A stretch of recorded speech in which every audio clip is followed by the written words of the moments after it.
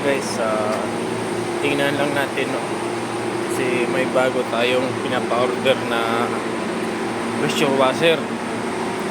Tapos tinatanong ko kung magkano ba daw. Nasa mga 500 real plus, no? Kaya tara, titingnan natin.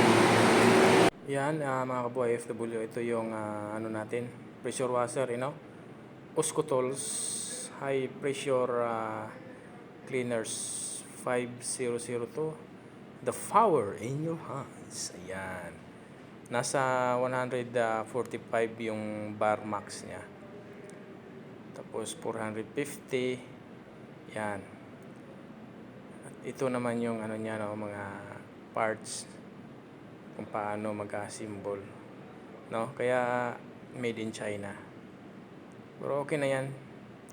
Para ano siya, parang trolley style, no? Kasi nga may gulong siya eh.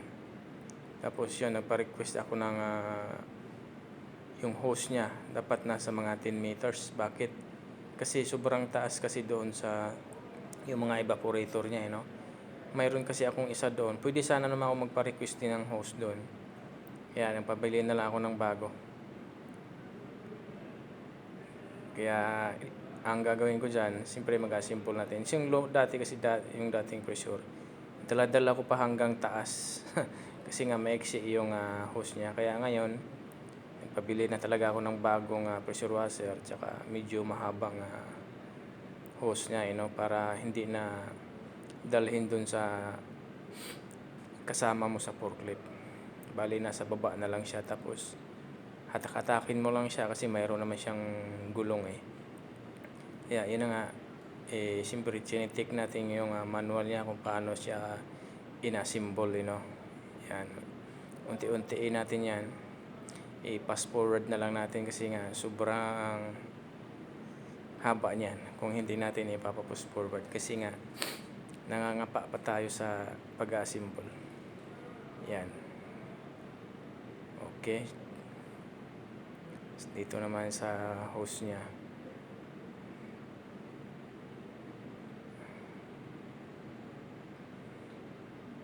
bali Friday yan guys, na Friday nag-iikot lang ako din dyan sa loob ng compressor. Bali yung sa compressor mga kabuhay UFW, kompleto na lahat yung compressor dyan, hindi ko na silang binablog.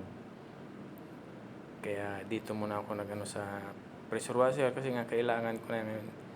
Kasi doon sa mismo sa room number 7, yung mga busor doon or yung mga binhi na patatas, paubos na doon. Tapos nga nasabi si boss na dapat malinisan yung evaporator para maglagay ng panibagong busor. So sabi ko, sige boss, bilhan mo na ako ng panibagong pressure washer kasi nga hindi na maganda yung luma. Okay, alam nyo na guys, pwede ko naman yun anuhin yung luma doon. I-change oil ko doon, ayusin ko lahat. Tapos ipabagahe. Grabe, Hindi tayo ganun. Pwede naman tayong bumili ng sarili nating gamit yung pira na pinaghirapan. Yun yung master, siya yung bumili niyan. Talaga nung pagkasabi ko nga, si boss ang nagsabi na bilhan mo ko ng bagot. Orada, bili siya agad. Yan. Pero bukas na natin yan mga kabuhay FW, i-check, no? Subukan natin lahat yan. Doon lang tayo sa high speed, no? Mayroon naman yung 3 nozzle yan eh. Kung saan yung mas mahina, medyo ganun. Sa ngayon, symbol lang tayo dyan.